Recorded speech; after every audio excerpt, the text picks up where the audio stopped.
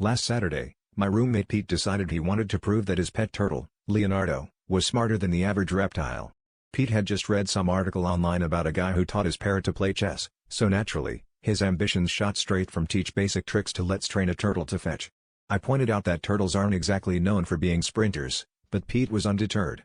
He grabbed Leonardo, a grape, and his phone to film the whole thing for future viral fame. The fetch lesson started with Pete rolling a grape across the floor and enthusiastically calling, "Go get it, Leo." Leonardo stared at Pete, blinked once, and slowly turned away, making a beeline, well, more like a slow, meandering line, toward the radiator. Pete insisted we needed to demonstrate what to do, so I crawled on the floor and rolled the grape back to him, which made Leonardo perk up for a split second, before he tucked his head back in his shell. For an hour, Pete tried everything, different snacks, a tiny leash, even motivational turtle TED Talks. Each time, Leonardo would simply wait until Pete fetched the grape and placed it right in front of him. By the end of the afternoon, Pete was on his hands and knees, sweating, while Leonardo lounged smugly on his basking rock, surrounded by a growing pile of grapes, blueberries, and a single, very confused baby carrot.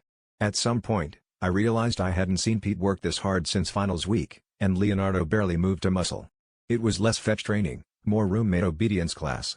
Our neighbors stopped by to ask why Pete was crawling around muttering, "Good job, Leo," while shoving snacks under the radiator.